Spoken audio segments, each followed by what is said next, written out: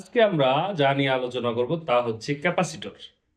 Capacitor একটি electronic component যার মৌলিক কাজ হচ্ছে বিদ্যুৎ চার্জ জমা রাখা এবং প্রয়োজন অনুযায়ী ছেড়ে দেওয়া। তবে বাস্তবে এটি শুধু চার্জ জমা রাখা আর ছেড়ে দেওয়াতে সীমাবদ্ধ নাই। পরিস্থিতি, সার্কিট ডিজাইন এবং প্রয়োগ ভেদে ক্যাপাসিটর বিভিন্ন ভূমিকা পালন করে। আজকে আমরা দেখব ক্যাপাসিটর কিভাবে বিভিন্ন ভূমিকা পালন করে। ক্যাপাসিটর অনেকটা ব্যাটারির মতো। ব্যাটারিও চার্জ জমা রাখে, ক্যাপাসিটরও চার্জ জমা রাখে। ব্যাটারিও সাপ্লাই দেয়, ক্যাপাসিটরও সাপ্লাই দেয়। তবে ব্যাটারি আর ক্যাপাসিটরের মধ্যে একটু পার্থক্য হচ্ছে, ব্যাটারি দীর্ঘ সময় ধরে চার্জ ধরে রাখতে পারে, ক্যাপাসিটর দীর্ঘ সময় ধরে চার্জ ধরে রাখতে পারে না। আবার ব্যাটারি একসাথে অনেক চার্জ দিতে পারে না, কিন্তু ক্যাপাসিটর একসাথে অনেক চার্জ দিতে পারে। যেমন ক্যামেরার ফ্ল্যাশ লাইট। ক্যামেরার ফ্ল্যাশ লাইট একসাথে অনেক পরিমাণ শক্তি প্রয়োজন হয়। ব্যাটারি ক্যামেরার ফ্ল্যাশ চালাতে পারে না। ক্যামেরার ফ্ল্যাশে একটি ক্যাপাসিটর থাকে, তাতে বুস্ট কনভার্টার ইউজ করে 300+ ভোল্টে চার্জ জমানো হয় এবং শাটার চাপার সাথে সাথে সব চার্জ একবারে ছেড়ে দেওয়া হয়, যা ক্যামেরায় ইউজ করা 5 ভোল্টের ব্যাটারির পক্ষে সম্ভব হতো না। বজ্রপাতে এত এত বেশি বিদ্যুৎ থাকে তা কিন্তু কোনো ব্যাটারিতে সংরক্ষণ করা সম্ভব নয়, কারণ ব্যাটারি চার্জ হতে অনেক সময় লাগে। তবে যদি বড় কোনো ক্যাপাসিটর থাকতো, তাহলে কম সময়ের মধ্যে বজ্রপাতের চার্জ সংরক্ষণ করা সম্ভব হতো। আমরা দেখব ক্যাপাসিটর আর কি কি কাজে লাগে। টাইমার তৈরি। টাইমারের কাজ হচ্ছে ডিলে, মানে দেরি করানো। দুটি লাইটের একটি যদি সরাসরি সংযোগ এবং একটি যদি ক্যাপাসিটর সহ সংযোগ করা হয়, তবে দ্বিতীয় বাতিটি একটু পরে জ্বলবে, কারণ কিছুক্ষণ ধরে ক্যাপাসিটরের চার্জ জমা হবে এবং নিবার সময়ও বাতিটা একটু পরে নিবে, কারণ ক্যাপাসিটরের স্টোরড হওয়া চার্জ ব্যবহার করে সে কিছুক্ষণ জ্বলতে পারবে। চার্জ এবং ডিসচার্জ হতে যতটুকু সময় লাগে তা রেজিস্টর ব্যবহার করে বাড়ানো এবং কমানো যায়। তাই এটিকে টাইমার হিসেবেও ব্যবহার করা যায়, অর্থাৎ নির্দিষ্ট সময় পর পর কিছু অফ অন করতে এটা ব্যবহার করা যায়। ফিল্টার নয়েজ কমাতে। এসি থেকে ডিসি করার সময় পাওয়ার সাপ্লাই সার্কিটে এটি ব্যবহার করা হয়। এটি যখন কোনো ভোল্টেজ পায় তখন এটি চার্জ শোষণ করে নেয় এবং জমা করে, যখন এটি লোড পায় তখন চার্জ সরবরাহ করে।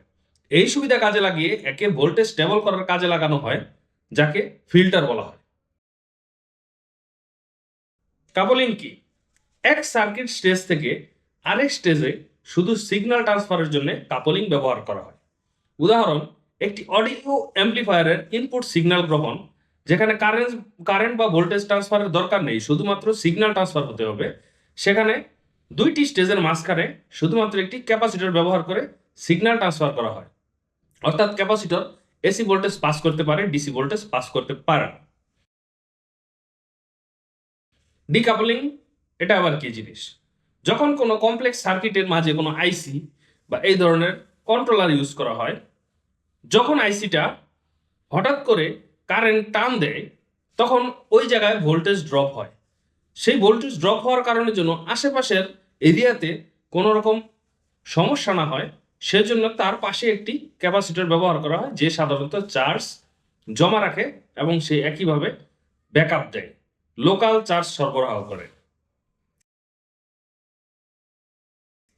Frequency control. রেডিও টিউনিংয়ে ক্যাপাসিটর হচ্ছে frequency selector.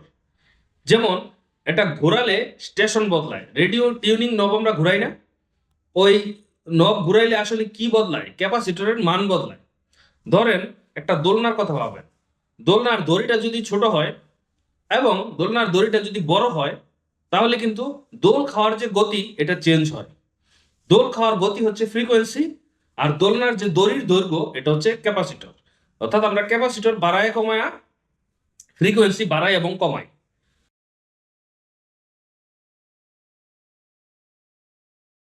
Power factor correction, এটা ক্যাপাসিটরের খুব জরুরি এবং ব্যাপক বহুল ব্যবহৃত একটা কাজ। কারেন্ট আর ভোল্টেজ যখন একসাথে চলতে চলতে ইন্ডাকটিভ লোডে প্রবেশ করে, তখন ইন্ডাকটিভ লোডের ইন্ডাকশনের কারণে কারেন্ট পিছিয়ে পড়ে এবং এরা তখন আগ পিছ হয়ে চলতে থাকে। একে পাওয়ার ফ্যাক্টর বলা হয়। এই অবস্থায় কারেন্ট ও ভোল্টেজ সঠিকভাবে মিলেমিশে শক্তি উৎপাদন করতে পারে না এবং বিদ্যুৎ খরচ বেশি হয়। লোহা বা ইন্ডাকটিভ লোড যেমন কারেন্ট পরিবর্তনে বাধা দেয়, ক্যাপাসিটিভ লোড তেমনি ভোল্টেজ পরিবর্তনে বাধা দেয়। তাই ইন্ডাকটিভ লোডের অনুপাতে ক্যাপাসিটিভ লোড বসিয়ে কারেন্ট ও ভোল্টেজ ব্যালেন্স করা হয়, মানে পাওয়ার ফ্যাক্টর কারেকশন করা হয়। Motor start very important. Single ফেসের কথা আমরা চিন্তা করি। সিঙ্গেল ফেসে ফেস থাকে একটা আর নিউট্রাল থাকে একটা। একটা ফেস মানে একটা ম্যাগনেটিক ফিল্ড। তো একটা ম্যাগনেটিক ফিল্ড দিয়ে কি মোটর ঘুরবে? ঘুরবে না। তো মোটরে সাধারণত দুইটা কয়েল থাকে। একটা হচ্ছে মেইন কয়েল, যেটাকে রানিং কয়েল বলা হয়, আর একটা হচ্ছে অক্সিলারি কয়েল, যেটাকে স্টার্টিং কয়েল বলা হয়। তো স্টার্টিং কয়েলের সাথে একটি ক্যাপাসিটর সিরিজে লাগানো হয়। তো সিরিজে লাগানোর কারণে এটা কারেন্ট আগে চলে আসে। আর যেটা সিরিজে লাগানো নাই সেটা তো ইন্ডাকটিভ লোড সরাসরি, ওইখানে কোনো ক্যাপাসিটর নাই, তাই ওখানে কারেন্ট একটু পিছনে থাকে। তো এই আগে এবং পিছিয়ে হওয়া মানে হচ্ছে ফেজ ডিফারেন্স তৈরি হওয়া। তো এই ফেজ ডিফারেন্স তৈরি হওয়ার কারণে ম্যাগনেটিক ফিল্ড যেটা তৈরি হয় সেটা একসাথে তৈরি হয় না, আগে পরে তৈরি হয়। তো আগে পরে তৈরি হওয়া মানে একটা ঘূর্ণায়মান চৌম্বক ক্ষেত্র তৈরি হয় এবং মোটরটা ঘুরতে শুরু করে। সার্জ প্রোটেকশনে ক্যাপাসিটর ব্যবহার করা হয়। সার্কিটে হঠাৎ করে যখন হাই ভোল্টেজ চলে আসে তখন ক্যাপাসিটর সেটা শুষে নেয় এবং যেটা সার্কিটের আইসি এবং অন্যান্য কম্পোনেন্টগুলা বাঁচায়। সেন্সর ক্যাপাসিটর সেন্সর হিসেবেও কাজ করে। আমাদের ফোনে টাচ স্ক্রিনে ক্যাপাসিটিভ সেন্সর ব্যবহার করা হয়। যখন আমরা হাত দিয়ে কোথাও স্পর্শ করি তার নিচের যে ক্যাপাসিটরগুলো আছে সেটার ক্যাপাসিটেন্স পরিবর্তন হয় এবং মোবাইলের প্রসেসর সেটাকে টাচ হিসেবে ধরে নেয়। ক্যাপাসিটর দিয়ে আপনি ভোল্টেজকে ডাবল করতে পারবেন। অর্থাৎ আপনার কাছে 5 ভোল্ট আছে, আপনার 10 ভোল্ট দরকার। এখন আপনি দুটা ক্যাপাসিটর ইউজ করে সেই 5 ভোল্টকে 10 ভোল্ট বানাতে পারবেন। যদি 20 ভোল্ট দরকার হয় আরো দুটা ক্যাপাসিটর ইউজ করে সেটাকে আপনি 20 ভোল্ট বানাতে পারবেন। তো ক্যাপাসিটর দিয়ে আপনি ভোল্টেজ ডাবল করতে পারবেন। মূল কথা হচ্ছে ক্যাপাসিটর আসলে বিদ্যুৎ চার্জের আচরণ নিয়ন্ত্রণ করে। কখন চার্জ জমবে, কখন চার্জ ছাড়বে, কোন ফ্রিকোয়েন্সিতে ছাড়বে, এই নিয়ন্ত্রণ থেকে পৃথিবীর প্রায় সব ইলেকট্রনিক সিস্টেমে ক্যাপাসিটর এত ভিন্ন ভিন্ন আচরণ করে। এখন আমরা জানবো ক্যাপাসিটরের টাইপ এবং বৈশিষ্ট্য। ক্যাপাসিটর কয় ধরনের হয়? ক্যাপাসিটর সাধারণত 3 ধরনের হয়। Electrolytic capacitor. Electrolytic positive negative থাকে, অর্থাৎ এটা প্লাস মাইনাস আছে এবং এটার ভোল্টেজ সাধারণত 5 ভোল্ট থেকে 450 বা 500 ভোল্টেজ এই রেঞ্জের ভিতরে হয় এবং এটার ফ্যারাড বেশি থাকে, মানে এটার পেটের জায়গা বেশি থাকে। তবে এটা যদি আপনি উল্টা বসান পজিটিভ নেগেটিভ তাহলে এটা ফেটে যেতে পারে। এটা সাধারণত power supply, DC filtering, SMPS filtering সার্কিটগুলোতে ব্যবহার করা হয়। তাছাড়া আছে সিরামিক ক্যাপাসিটর বা ডায়াল ক্যাপাসিটর। দোকানদারে যে ডায়াল ক্যাপাসিটর বললে এটা দিতে পারবে, অর্থাৎ এটা আসলে ডালের দানার মতো দেখতে, এই জন্য এটার নাম সিরামিক ক্যাপাসিটর বা ডায়াল ক্যাপাসিটর। এটার ক্যাপাসিটেন্স খুব ছোট, 1 pf থেকে 100 pf পর্যন্ত। এটার কোনো পোলারিটি নেই, তবে এটা কয়েক কেভি পর্যন্ত সাপোর্ট করে। এটা খুব দ্রুত এবং অনেক বেশি ফ্রিকোয়েন্সিতে এটা কাজ করে।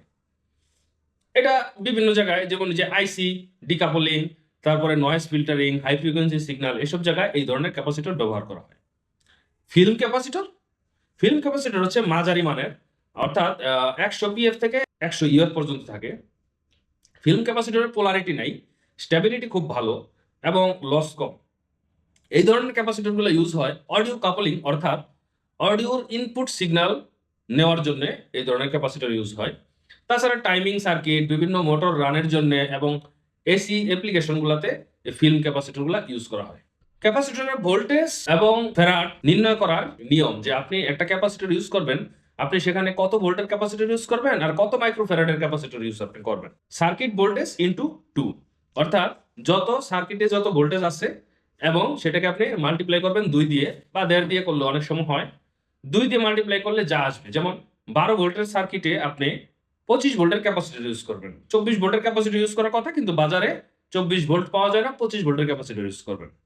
আবার 24 ভোল্টের একটা সার্কিটে আপনাকে 50 ভোল্টের ক্যাপাসিটর ইউজ করতে হবে। ক্যাপাসিট্যান্স নির্বাচন, আপনি কত ক্যাপাসিট্যান্সের ক্যাপাসিটর ইউজ করবেন। যেমন পাওয়ার সাপ্লাই এবং ডিসি ফিল্টারিং এই ধরনের কাজে প্রতি 1000 ইউএফ এর জন্য আপনি 1 এম্পিয়ার লোড কারেন্ট ধরবেন। মানে আপনার সার্কিটে যদি 5 এম্পিয়ার কারেন্ট ইউজ হয়, তাহলে আপনি 5000 ইউএফ ক্যাপাসিটর ইউজ করবেন। আমার কাছে একটি ক্যাপাসিটর আছে যেটা হচ্ছে 4700 ইউএফ, অর্থাৎ আমি এখানে 4.7 এম্পিয়ার কারেন্ট পর্যন্ত এখানে আমি ব্যবহার করতে পারবো। আইসি কাপলিং এর জন্য আপনি কত মানের ক্যাপাসিটর ব্যবহার করবেন? আইসি কাপলিং এর জন্য প্রায় সব ধরনের আইসির ক্ষেত্রে 0.1 ইউএফ সিরামিক ক্যাপাসিটর ব্যবহার করতে হবে। আর টাইমার সার্কিটের জন্য আপনি কত মানের ক্যাপাসিটর ব্যবহার করবেন? টাইমার সার্কিটের একটা সূত্র হচ্ছে টি অর্থাৎ time is equal to R into C. R থেকে হচ্ছে রেজিস্ট্যান্স, সি তে হচ্ছে ক্যাপাসিটেন্স। তো রেজিস্ট্যান্স এবং ক্যাপাসিটেন্স বাড়াইলে টাইম বৃদ্ধি পাবে, অর্থাৎ ডিলে বৃদ্ধি পাবে। ঠিক আছে দর্শক, ক্যাপাসিটর নিয়ে আজকে আলোচনা এটুকুই। পরবর্তীতে আমরা বিভিন্ন ক্যাপাসিটর নিয়ে হয়তো আরো আলোচনা করব। সে পর্যন্ত ভালো থাকেন। আসসালামু আলাইকুম ওয়া রাহমাতুল্লাহি ওয়া বারাকাতুহু।